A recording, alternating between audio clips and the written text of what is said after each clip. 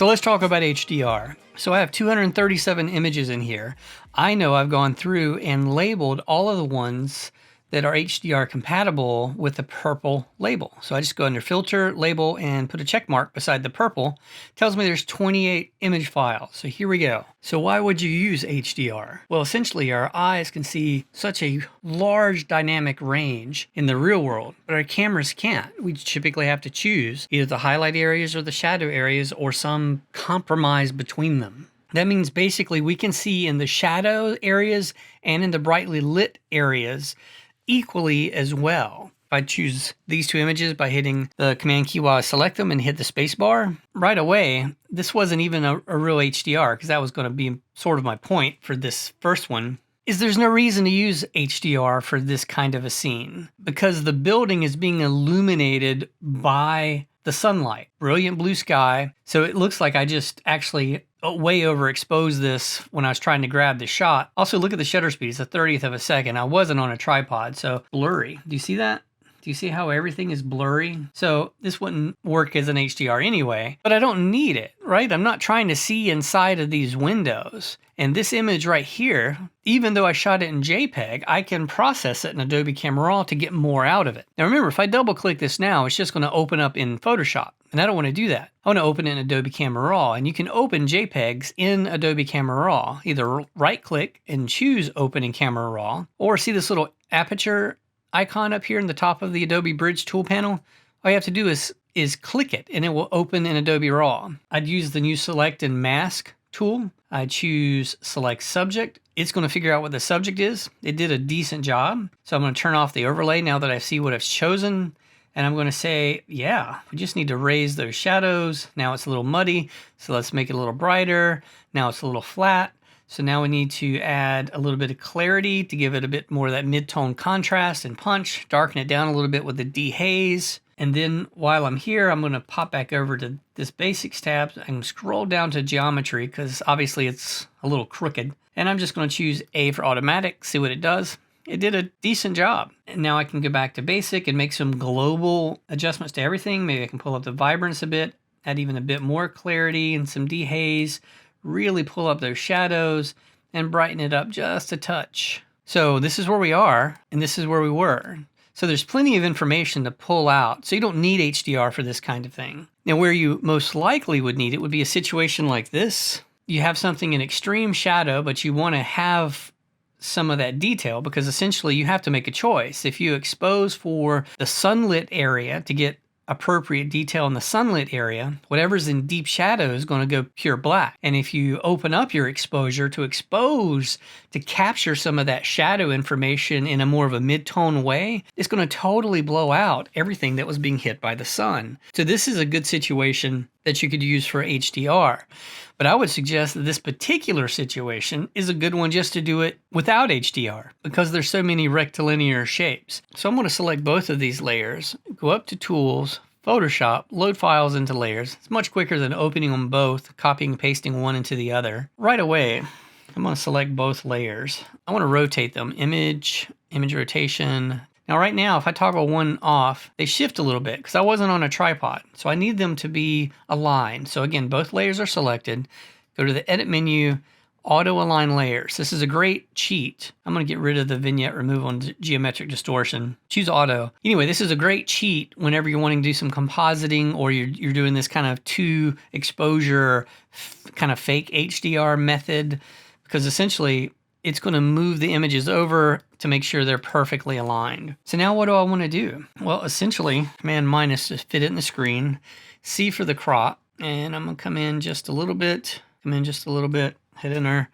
All right, so now I'm just going to add a layer mask to the top layer. You can do it either way that you wanted. And with the brush tool, I'll hit 66 for 60% up here in opacity, right bracket key. And I'm just going to paint in some of the shadow detail. It can still be in shadow. I like the shadow idea. I wouldn't mind a little more tonal information in there. And maybe I made this a little bright, so I'll hit the X and come back and paint that a little darker. Shift click on this. See, now I have this wonderful amount of subtle detail in the image that I think gives it a nice little pop. But again, that's kind of fake HDR. So real HDR, it's when you come across these kind of situations. Command or Control B to see them side by side, which is another great thing of Adobe Bridge. So if I expose for the day, right, my subject is backlit. So that means it's going to be way underexposed. Here I've opened up the exposure so much I've actually blasted it a bit and I'm way overexposing it.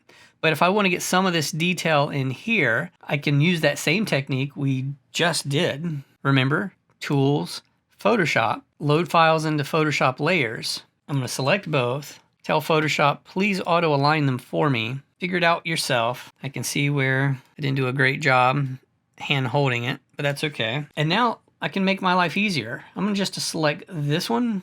Oh, and by turning that off, I see I need to actually crop a lot more. So again, toggle on the crop tool and make sure I've cropped to this one since this is the smallest image. Now I'm going to choose select subject right here. It selected the exact amount of the eagle that I needed it to. I'll just take a peek at selected mask to make sure my settings. Oh, okay, I've got my feather way too high, so I need to pull that way down. Usually around less than 1 unless there's a purpose, and usually smooth is around 1 unless there's some feathering purpose. And I'm going to leave output settings set to selection, which is going to be fine. Then I'm going to go back to this layer, turn it on, and add a layer mask. And then it's going to add the layer mask based on that active selection. And right away you're thinking, oh, okay, that looks a little crazy. There is a bit of an edge. Because my mask is selected, in the properties panel I have a feather slider, so I can soften that just a little bit. So as far as the density of the mask, that's only going to affect remember, black conceals, white reveals. So if I pull down the density to around 50%, it's going to make that black go to mid-gray. It's going to show a lot more of this top image sky. And I don't want to do that. Essentially, I sort of want to do the opposite. So I'm going to hit Command or Control L. Essentially, I want whatever's white to be less white because I want a little bit of the underneath to show through. Do you see I'm pulling back a little bit of the information from underneath? But I still have a more of an appropriate exposure. So I'll click OK. And now pop just this top layer over to Adobe Camera Raw. Because when you do this, it tends to get a little flat. And again, it's not showing us that layer blend mode technique, but that's fine. I'm just going to go ahead and jack up the clarity a bit, pull down the exposure a bit, maybe open the shadows a little bit, little dehaze. And now let's go back over. Okay, I might have to adjust my mask to accommodate for that. So this time I'll just drag the input level to make that white a little wider, something like that. And I like that. So once I have an approximate idea of what I want, I'm going to hit Command Option Shift letter E, which is going to push everything to the top layer, and essentially you need to be on the top layer before you do that technique. So now I can look at it as its own image. Like, what else would I do to fix it? Well, I don't like these lines. So if I come over here and choose the Spot Healing Brush tool, and I click and then Shift click, it's going to do a straight line for me. Paint these all away to taste. Click, Shift click. 6.5 hours later. Another quick crop. And now I can process this image as its own thing, taking it back to Adobe Camera Raw. Now when I raise the dehazer to make that sky a little bluer, I can specifically choose subject. I can turn off the overlay now that I see what it's selected. And I can say, yeah, this is looking really good. Maybe just pull up the clarity and the texture. And I don't think I want it to be that saturated. Do I want to shift the color just a little bit? For my own creative purposes. Maybe I want it more blue. I like that. Up to create new mask and choose select sky this time. And again, toggle off the overlay. And what would I want to do in the sky? Well, here I'd want to do the opposite. Like pull down the dehaze, pull down the clarity, pull up the noise reduction, really make that background soft that's going to stick this foreground out. And now click OK. Here's where we were. And now we've kind of made it our own unique image. Now let's take a look at this series of images. I'll select them all, Command selecting them, Command B and Bridge will bring them all up together so I can compare them. Now this is one of those situations where it's incredibly backlit, and if I expose for the sun area, this out here, is going to backlit my subject, which means it's going to silhouette it. If I open up my exposure to record the information here, well, it's going to blow out that background. Because again, our cameras can't see the entire dynamic range that our eyes can. Our eyes can see this amount of shadow detail and this amount of highlight detail with no problem. Now, if you overexpose too much, it starts to blow all your detail and sharpness away. So it's really a fine line balance. Let's see if we can even, I'm not going to use this one. I'm just going to use this one. and this one. And I'm going to go to Tools, going to go down to Photoshop and merge to HDR Pro. And again, this is not an ideal one, but I want to show you the possibilities. It's going to squish them all together, kind of figure out the tone mapping to get all the information from each. What do we see already? Well, you can't use HDR if you didn't use a tripod, because there's no way to auto align these images. So I'm gonna have to hit, oops, let me pull this down so you can see it. So I'm gonna have to hit cancel and just bail out of that, because it's just unfortunately not going to work. Same for this image. What's going on with this image? This is the same thing. Like, what is this exposure? 500th at f6, 250th, 160th. So look at these images. There's about a 3-stop difference. So if I overexpose to get the subject information, because a normal shot doesn't give me a great sky or a great subject, and if I go for a good exposure of the sky in this backlit situation, my subject's totally underexposed. So this is another kind of manual composite where you let Photoshop auto align the layers. Just pick your best one. I'd select this. I even have a halation problem here, a little bit of lens flare, and just mask them together. But if you use a tripod for your shots, and see, here's another situation where if I expose for the sunny day to get appropriate highlight detail, which is basically only going to be where the sun's hitting this building. Remember, the sun's coming from this back left, so it's going to hit this front part of the building, but all of this is in total shadow, and it's going to hit the building opposite. So if I start opening up like here to get that shadow detail, notice it totally blows out the highlight detail from the sun. And again, that is the limitation of our cameras. Where was I in exposure for these? So an 800th at f11, that would be a 400th at f16, which is, this is the perfect exposure based on the sunny 16 rule, right? So this is what you would expect. So then I opened up a stop, then I opened up basically 2 more stops. So this is 3 stops more open than this one. But that's where I get great shadow details. But notice how the images shift when I click between them. I wasn't on a tripod. That means I'm going to have to manually get these images in Photoshop. Same for this image. Like, this is a common thing where you're shooting into a shadow area, but if you expose for the sun, you're going to silhouette your subject, which sometimes can be really nice as far as the graphic interpretation of the scene.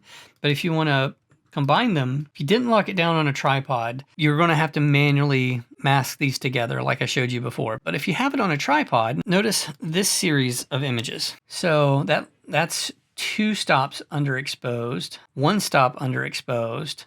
This is the sunny 16 rule, where the camera's saying this is the best average exposure, which is basically going to give me sort of a blown out sky and sort of an underexposed foreground on the left side. So if I start to open up by a stop or 2 stops, where I get all the information that I want, I've totally blown out my highlight information. This is a true case of HDR, and because I used a tripod, this can be really easy. Holy moly, Batman, you mean finally 13 minutes into this video, I'm going to learn how to do HDR? Just go to Tools, Photoshop, merge to HDR Pro. It's going to figure out everything. And if you had things like a wind moving or people walking, there's some extra choices that will let you target a specific image, and then you can remove ghosts. Now, see here, I'm in the Merge to HDR Pro dialog box. Let me resize that. Now, by default, now it comes with complete toning in ACR, which is what you should do, because to manipulate it here is a very heavy-handed, blunt instrument way of doing it. So definitely choose this. I can choose remove ghosts, and it chose this exposure, which is fine, which means if there's wind blowing the clouds or the tree leaves or flowers or whatever, it's going to kind of remove all that. And I'm going to click Tone in ACR because I already understand Adobe Camera Raw. The sliders are all there and it's super easy. I'm now over in Camera Raw. It's an HDR file that is 32-bit, so all the information is there. What does that mean? Well, let's go over and choose Select Sky. It's going to choose the sky, and I can pull that exposure down just for the sky. Make the highlights a little brighter. I can make it a little bluer, and then I can come back up to Select and Mask, create new mask, and choose Select Subject and see if it will select this for me. It sort of did. So for this one, maybe I would jump up the clarity, dehaze it a little. Definitely still want to make it a little brighter, right? Maybe my black's a little richer. Now on those highlights, Maybe a little more contrast, a little brighter, and maybe go ahead and put in a little texture. And then I'll come back up to masking. I'll create a new mask, and this time I'll just say, give me the brush. Because essentially, I want to pull down the exposure of the water and make it more blue. Okay, my exposure pull down is too much. I'll worry about masking here in just a minute. Pull that exposure back up. Let's go ahead and give it a little bit more clarity. Look at that, little dehaze. Maybe I want some brighter highlights in there. Maybe open up my shadows just a touch. And then I can always hit this eraser tool if I need to come in and like take that blue off of that, take the blue off of the bridge. Here's before, here's what we've done. I can click OK. It's going to now launch the file into Adobe Photoshop. But overall, I think this is really, really strong. So I'm going to go back over to Camera Raw Filter now. Because again, it started as a 32-bit, now it's a 16-bit. Now I'm processing it just as its own item, where I would say, yes, a little clarity, a little dehaze, open up the exposure just a touch, bring up those shadows just a touch. Maybe I would go down to effects and vignette it a touch. And you see how quickly you can take an image, which was all but impossible to capture with normal exposure. And I've reinterpreted it into this scene. I've got some hard edges over here where I'd have to spend more time. I don't like that little white line there.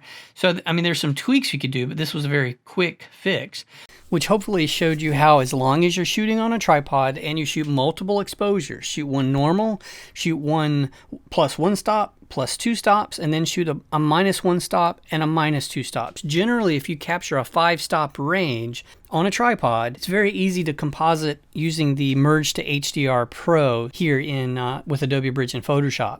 Hey, if you like this video and it helps, you can help me. Smack it, whack it, and crack-a-lack it. Take care. I like subscribers. That's awesome! Whoa! Yes!